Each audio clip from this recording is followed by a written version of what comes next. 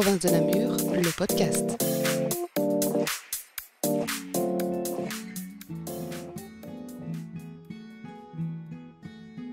En plein cœur de la campagne Ruban Blanc, symbole de la lutte contre la violence faite aux femmes et aux filles, c'est le sujet du jour et on en parle avec Myriam Sabrir, coordinatrice provinciale pour l'égalité des genres. Alors Myriam Sabrir, l'opération Ruban Blanc, ce sont 12 jours d'action qui démarrent le 25 novembre et cette date, c'est vraiment pas un hasard. Le 25 novembre est une journée internationale de lutte contre les violences faites aux femmes reconnue par l'OMS et qui a été choisie parce qu'elle correspond au jour où les sœurs Mirabal ont été kidnappées et tuées en Amérique latine parce qu'elles se rebellaient contre la dictature mise en place. Et cette journée est devenue vraiment le symbole de la lutte contre les violences faites aux femmes. Alors, il y a une deuxième date, c'est le 6 décembre. Je suppose que ce n'est pas un hasard si ça démarre à telle date, si ça se termine à telle date. Exactement. En fait, le 6 décembre correspond aussi à une tuerie qui a eu lieu à Québec, dans une faculté polytechnique, où en fait un homme est entré à l'université et a tué les femmes parce qu'elles étaient des femmes, parce qu'il se sentait menacé en fait par les libertés et l'indépendance que les femmes prenaient. Et suite à cette tuerie, les hommes se sont désolidarisés de cet acte en portant un symbole qui est le ruban blanc. Donc ces deux journées, en fait, correspondent vraiment à une période durant laquelle on va beaucoup plus parler des violences faites aux femmes.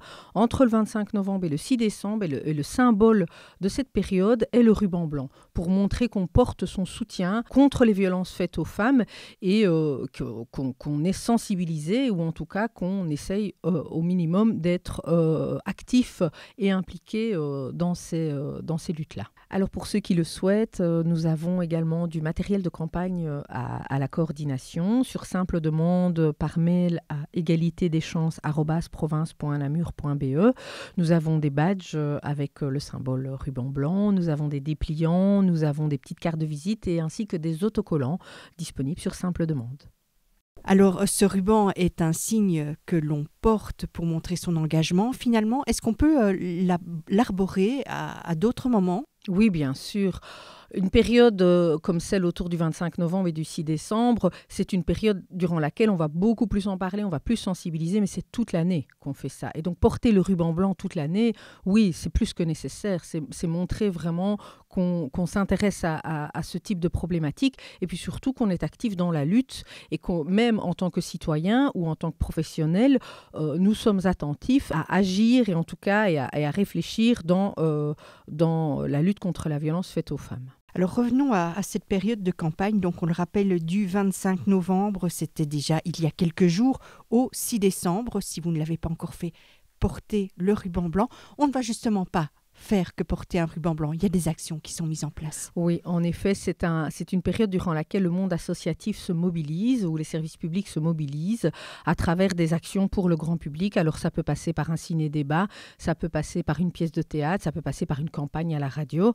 Et au niveau de la province de Namur, cette année, nous avons décliné nos actions lors de 2 dates, en tout cas lors de 2 événements, puisqu'on va diffuser le documentaire #salpute de Myriam Leroy et de Florence Hainaut qui traite de la cyberviolence envers les femmes, lors d'une matinée scolaire avec des élèves de secondaire et lors d'un événement réservé aux professionnels, aux partenaires de la coordination, où là, nous pourrons discuter avec les coordinatrices pour voir de quelle manière, en fait, la violence faite aux femmes se décline sur la toile.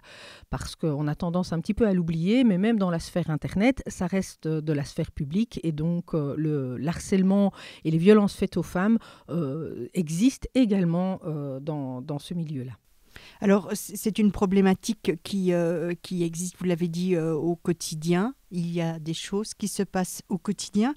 Plus précisément, vous êtes coordinatrice, on l'a dit, pour l'égalité des genres. La violence faite aux femmes et aux filles, c'est en rapport direct avec cette égalité des genres ? Oui, tout à fait.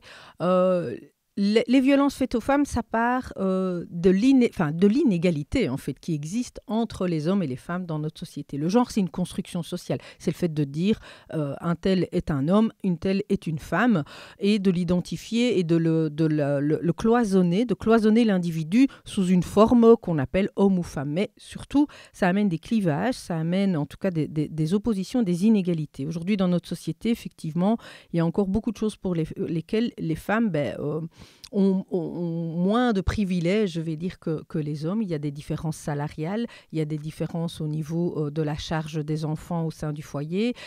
Toutes ces différences-là amènent des discriminations et ces discriminations, dans leur forme la plus extrême, amènent des violences. Alors ces violences, c'est les violences domestiques, c'est celles qui se passent au sein du foyer, les violences intrafamiliales, où les femmes sont beaucoup plus victimes, en tout cas sont majoritairement les victimes, et où les auteurs sont majoritairement des hommes. Elle se passe au sein du foyer, mais pas que. C'est aussi du sexisme ordinaire. Hein. Le fait de différencier d'être un homme ou une femme pour empêcher d'accéder à certains emplois, que ça peut empêcher d'accéder à certains secteurs sportifs aussi. C'est les violences sexuelles également, c'est les mutilations génitales féminines. C'est vraiment toute une série de violences pour lesquelles, tant qu'on ne réglera pas ces questions d'inégalité entre les hommes et les femmes, eh bien, on aura toujours une difficulté, en tout cas, à éradiquer ces phénomènes de violence. Donc, c'est nécessaire de travailler sur les deux tableaux, si je puis dire. Travailler sur les stéréotypes de genre et l'égalité entre les filles et les garçons, entre les hommes et les femmes, et en même temps prévenir, donc vraiment agir sur la prévention de ces actes de violence pour lesquels les filles et les femmes sont majoritairement victimes. Qu'est-ce que vous allez faire, vous, au niveau de la province, au niveau de la coordination pour l'égalité des genres, pour lutter contre cette violence? Alors, on travaille à différents niveaux. Donc, nous sommes un service de deuxième ligne, voire de troisième ligne, puisqu'on ne s'occupe pas directement des victimes et des auteurs. Par contre, nous collaborons et nous travaillons avec tous des acteurs de terrain, des services donc professionnels qui s'occupent des victimes et des auteurs, adultes et enfants. Donc on leur permet de se rencontrer, de se connaître, de pouvoir travailler en réseau. On leur permet d'avoir des formations, d'être outillés. Et la campagne Ruban Blanc, c'est un moment d'action de sensibilisation pour le tout public, mais aussi pour les professionnels, pour leur rappeler que à travers un documentaire ou à travers une pièce de théâtre, il y a des thématiques pour lesquelles on ne s'improvise pas, en tout cas accompagnateur social pour accompagner les victimes ou les auteurs de cette problématique-là. Et donc, on leur permet de s'outiller, de se former, de se rencontrer et d'être visibilisés. Donc, c'est sûr que lors d'actions de sensibilisation avec les partenaires, on va leur permettre d'être une vitrine, en fait, et que les gens puissent les connaître. Et ça passe notamment par la publicité de la ligne d'écoute, le 0800 30 030, qui est la ligne d'écoute violence conjugale, qui est accessible 24 heures sur 24, 7 jours sur 7, et qui permet aux victimes, aux auteurs, mais aussi aux proches et aux professionnels d'être entendus, d'être informés et d'être orientés lorsqu'ils sont confrontés à cette problématique. Alors, il y a également d'autres actions de sensibilisation qui sont menées. En effet, au mois de décembre, nous réunirons également les membres et les partenaires de la coordination pour travailler autour de la question des violences sexuelles, avec une pièce de théâtre qui vient d'être terminée, où nous accueillerons également des intervenants spécialisés dans la prise en charge des auteurs et des victimes, qui sont le centre de prise en charge des violences sexuelles à Bruxelles, et l'unité de psychopathologie légale qui prend en charge les auteurs d'infractions à caractère sexuel. Donc ces professionnels viendront, nous animerons un débat et nous échangerons autour de ces questions-là pour vraiment confronter les pratiques et que les professionnels puissent s'outiller, en tout cas lorsqu'ils sont confrontés à ce genre de situation. À côté de ce soutien aux acteurs de terrain sur lequel vous allez finalement braquer les feux, c'est votre action, il y a aussi un côté sensibilisation que vous gardez comme mission ? Oui, effectivement, on a une mission de prévention et de sensibilisation auprès du tout public, auprès des étudiants aussi, futurs professionnels, et auprès des écoles. Et nous organisons une matinée scolaire où nous accueillerons des quatrièmes et des rétos pour justement les informer, les sensibiliser à ces violences faites aux femmes. Donc oui, ça nous arrive régulièrement, en tout cas, d'être sollicités par des écoles, par des centres de planning familiaux, par des services d'aide à la jeunesse, avec lesquels nous construisons une sensibilisation clé sur porte, je veux dire bien adapté par rapport au public qu'ils vont accueillir. Et nous avons tout un panel d'outils que nous utilisons pour pouvoir soutenir le propos. Et alors, toujours, des professionnels sont là pour pouvoir répondre aux questions du public présent et de pouvoir les informer qu'il existe des services pour les aider au cas où ils seraient confrontés à ce genre de situation. Parce que la violence faite aux femmes, ça ne concerne pas que les femmes, ça concerne vraiment toute la société. La société est impactée par rapport à ça et c'est important de pouvoir informer le public que cette problématique peut nous arriver à tous, en fait. Et à n'importe quel âge, dès l'éveil aux relations amoureuses, même un très jeune couple adolescent peut se retrouver dans une relation amoureuse inégalitaire dans laquelle, au nom de l'amour, la jalousie, la possessivité, c'est un peu les prémices de la violence qui s'installent. C'est donc très important de pouvoir faire le lien entre l'égalité, de pouvoir faire le lien aussi entre ces violences-là, d'identifier quel type de violence. Non, au nom de l'amour, ça ne justifie pas d'avoir des comportements dans lesquels il y a une question de domination en fait, envers son amoureux, son amoureuse. Et donc chez les jeunes, c'est important aussi de pouvoir les sensibiliser à ça pour qu'ils puissent continuer à s'éveiller et à grandir dans une société où ils se sentent respectés aussi, quoi. Ça commence par des gestes anodins. Oui, tout à fait. On prend souvent en animation l'exemple, maintenant on est tous connectés avec le smartphone et les réseaux sociaux. On prend souvent cet exemple de donner le code d'accès, de donner les mots de passe. Est-ce que finalement, au nom de l'amour, ça justifie de pouvoir donner, d'être transparent par rapport à ça? Des écoles parfois nous font part de cette difficulté qu'ils ont à devoir gérer des groupes dans lesquels il y a des stéréotypes au niveau en tout cas des violences qui sont faites aux filles sur la toile, sur des groupes qui sont créés entre les élèves. Et donc, c'est important de pouvoir leur dire que le téléphone, ça reste votre vie privée. Votre téléphone, c'est pas parce que votre amoureux ou votre amoureuse vous demande les codes que vous êtes obligé de le donner. Et surtout qu'il ne doit pas s'en servir comme un outil de contrôle, comme un outil de jalousie dans lesquels, finalement, dans la relation, on se retrouve à devoir rendre des comptes pour tout et n'importe quoi. On parle du normal, pas normal.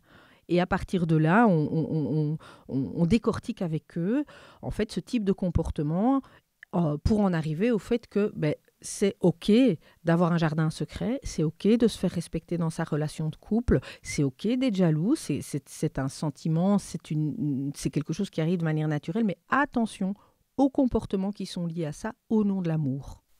Alors ça, c'est une sensibilisation vis-à-vis des publics jeunes, vous en avez parlé, mais est-ce qu'on sensibilise aussi des personnes qui sont plus âgées? Oui, tout à fait. Oui, tout à fait. Donc là, en fait, on se rend compte que dans la relation amoureuse, en tout cas, l'amour est un ciment quand même assez important dans notre société. Il est à la base de la construction de la famille, de la construction du couple et après le fait d'avoir des enfants. Et donc même les adultes sont concernés par ça parce que c'est une manière en fait de mettre le focus sur... c'est pas parce qu'on est engagé dans une relation et qu'on a des enfants que ça justifie d'accepter du contrôle, que ça justifie le fait d'être isolé. La violence conjugale, c'est vraiment un mécanisme qui s'installe, c'est une dynamique qui s'installe dans lequel le contrôle, la domination, la peur, la répétition sont vraiment des facteurs qui viennent au fur et à mesure au nom de l'amour. Et donc, c'est très, très, très difficile, même pour les adultes, de se rendre compte parfois qu'ils sont dans une situation, en fait, une relation, engagée dans une relation où il y a un dominant et un dominé. Et donc, même les adultes sont concernés par ça. Pas seulement pour leurs enfants, mais aussi pour leur propre histoire, peut-être celle de leurs frères, de leurs sœurs, et leur permettre de se rendre compte qu'effectivement, il y a quelque chose qui ne va pas. Et qu'il y a des services qui sont spécialisés pour ce genre de choses. Et qu'il ne suffit pas de quitter son conjoint pour se dire on est débarrassé de ce type de situation. Non, malheureusement, la violence conjugale, c'est quelque chose qui existe même lorsque les personnes ne sont plus sous le même toit ou ne sont plus engagées dans la relation. Et donc, oui, les adultes aussi, c'est nécessaire de pouvoir les sensibiliser à ça et surtout de leur rappeler que c'est interdit. légalement aux yeux de la loi, la violence conjugale est un interdit. Et donc, c'est important de pouvoir se rappeler qu'il y a une part de reconstruction personnelle et thérapeutique, mais il y a aussi une part légale dans laquelle c'est interdit de frapper, c'est interdit de dévaloriser de manière constante, c'est interdit d'insulter, c'est interdit, tout ça dans le cadre d'une relation amoureuse, ex ou engagée encore dans la relation. Vous avez parlé de services qui étaient en place pour venir en aide, ne serait-ce que pour fournir une écoute. Et à côté de ça, on est en train, en province de Namur, de mettre en place ce qu'on appelle l'espace vif pour violences intrafamiliales. De quoi s'agit-il ? Alors, il s'agit d'un dispositif de prise en charge des situations graves et complexes. Et ce dispositif, la prise en charge sera multidisciplinaire et interdisciplinaire. Ça veut dire quoi ? Ça veut dire que la violence, c'est un phénomène transversal. Tout le monde est concerné. Il n'y a pas de frontières culturelles ou financières. Donc, ce n'est pas les personnes plus précaires qui pourraient être plus victimes. Non. Ça touche tout le monde. Et donc, n'importe quel professionnel, un médecin, un agent du forum, un agent communal lorsqu'il y a une demande de nouvelle carte d'identité ou de changement d'adresse, peut être confronté à une personne qui, d'un seul coup, va venir déposer son sac et expliquer que sa situation, ça ne va pas. Et donc, le dispositif Espace Vif, il est là pour ces professionnels, pour les aider et les soutenir lorsqu'ils se retrouvent face à une situation dans laquelle le professionnel se sent démuni parce qu'il entend une situation qui ne va pas. Qui n'est effectivement pas normal. Et donc, le dispositif permettra à ces professionnels-là d'abord d'être entendus, mais surtout de pouvoir prendre en charge la situation avec l'accord de la personne, de pouvoir l'accompagner de manière intensive à un moment donné lorsque la situation, justement, amène certains critères de dangerosité, de gravité, de complexité, dans lesquels les services sociaux, de manière générale, ont déjà leur boulot, et l'espace vif viendra en soutien, viendra renforcer justement leur travail pour permettre une prise en charge la plus adéquate et la plus juste possible. Et bien sûr la plus rapide, parce que l'idée, c'est pas de se substituer à ce qui existe déjà. Il y a déjà des services spécialisés très professionnels qui travaillent au quotidien pour prendre en charge les victimes et les auteurs. Mais c'est de pouvoir appuyer en tout cas leur travail et pouvoir coordonner en tout cas la prise en charge, que ce soit aussi bien pour l'auteur que pour la victime. Parce que souvent on pense violence conjugale, on pense qu'il n'y a que la victime. Mais non. L'auteur a besoin aussi d'être pris en charge. C'est un rappel à l'ordre, c'est un rappel à l'interdit. Et donc, lui aussi nécessite de pouvoir être pris en charge. Alors, il y a une réponse judiciaire, mais pas que. Il y a aussi des réponses sociales qui sont là, d'accompagnement, qui vont permettre, en fait, à chacun de pouvoir, en tout cas, travailler sur ces dysfonctionnements et pouvoir travailler sur une réparation thérapeutique et leur permettre, justement, d'éviter que ça se reproduise. Alors, c'est une approche dans laquelle beaucoup de partenaires, on va dire, sont impliqués ? Oui, tout à fait. Alors, actuellement, il y a entre 25 et 30 services de la province de Namur qui sont impliqués dans le projet Espace Vif depuis le début.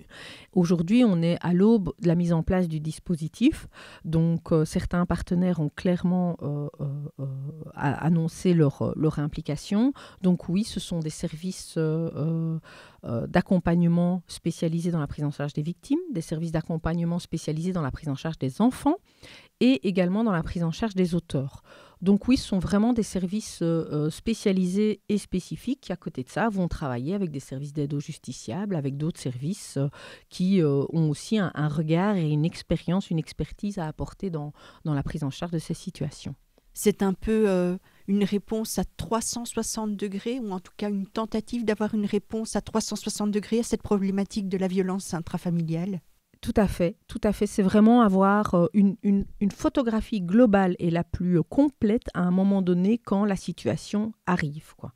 Ce sont des dynamiques relationnelles qui évoluent, malheureusement pas dans le bon sens, et qui peuvent, dans lesquelles en tout cas les professionnels doivent être attentifs à certains éléments, à certains indicateurs pour éviter la forme la plus ultime qui est le féminicide ou le suicide aussi.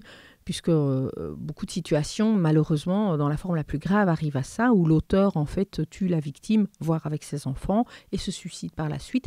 Donc, c'est vraiment d'éviter, de prévenir ce type de situation. Donc oui, c'est une vue à 360 degrés, en effet, avoir une vue globale, en tout cas, de la situation. Alors, on le rappelle, la campagne Ruban Blanc, symbole de la lutte contre la violence faite aux femmes et aux filles, c'est jusqu'au 6 décembre. Portez le ruban blanc et portez-le tout au long de l'année.